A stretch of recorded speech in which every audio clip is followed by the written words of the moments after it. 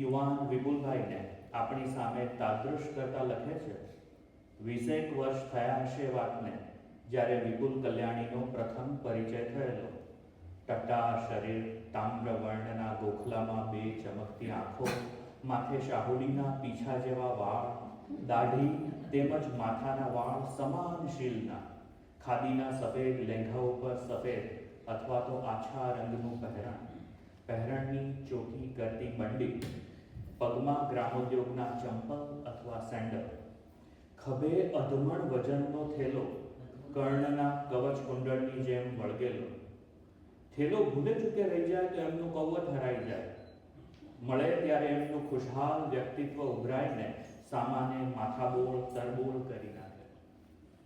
ખિસ્સામાં વિશેષણોનું પરચુરણ ભરપૂર માત્રામાં, કોઈ સખી ગૃહસ્થની જેમ એ છૂટથી વાપરતા જાય. મનોવૃત્તિ જુઝારુ અને જોસ્સો નર્મદનો. એમનું હાસ્ય પણ મોકળું અને ચેપી. આ મોડી ઉપર એમનો કારોબાર રવાલ ચાલ ચાલે. ચંચીની જેમ કલ્યાણી પણ અલગ મલકની ચીજ. અત્યારે જો પ્રોજેક્ટર હોત તો મેં નિર્મિશ ઠાકરે દોરેલું વિપુલભાઈનું વ્યંગ ચિત્ર દેખાડ્યું હોત. ભાષા સાહિત્યના જ્યોતિર્ધર વિપુલ કલ્યાણી વિશે જયંતભાઈને જ થોડા શબ્દ ફેરે ટાંકીને કહું તો, કોઈ તપેશ્વરીની જેમ લગભગ અડધી સદીથી એ ગુજરાતી લિટરરી એકેડમી ઓફ યુકેનું સંગોપન અને સંવર્ધન કરતા રહે છે. વન મેન મિશનની જેમ. એવી જ એકોપાસના ઓપિનિયન સામયિક પાછળ ગાંઠનું ગોપીચંદન ઘસતા જાય અને બંનેના એટલે વિપુલભાઈ અને કુંજબેન એ બંનેના લલાટ ભક્તિથી શણગારતા જાય. લિટરરી એકેડમી અને ઓપિનિયન એ છે એમની જીવનવાડીના વૃક્ષો. કુમાર સંભવમાં પાર્વતી જે આરતથી દેવદારને ઉછેરે છે, કે મેઘદૂતમાં વિરહિણી યક્ષનારી નાનકડા મંદાર વૃક્ષને ઉછેરે છે, એ જ રીતે એમણે એમની વાડીના આ 2 વૃક્ષો ઉછેર્યા છે.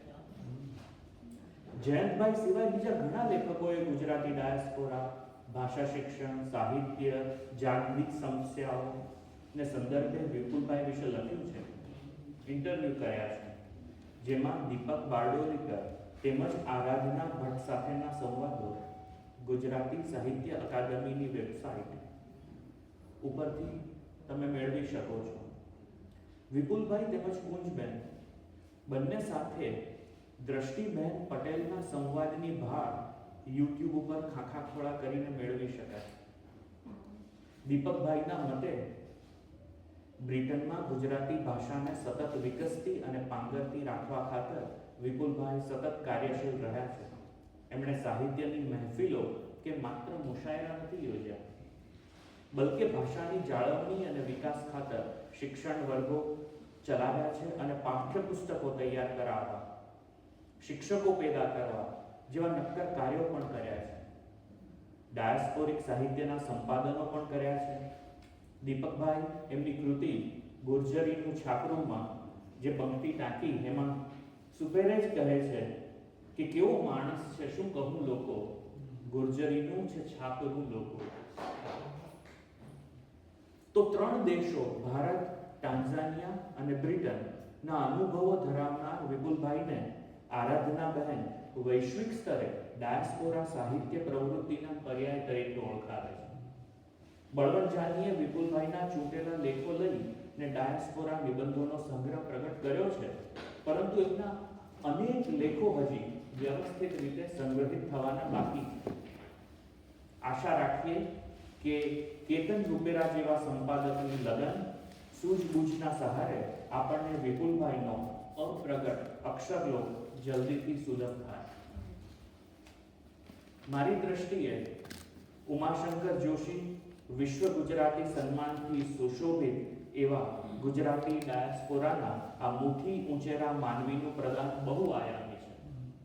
છેલ્લા 20 વર્ષના મારા પરિચયમાં વિપુલભાઈને મેં જુદા જુદા કિરદારને અનુરૂપ ઓતપ્રોત થઈને જુદી જુદી ભૂમિકાઓ ભજવતા જોયા છે.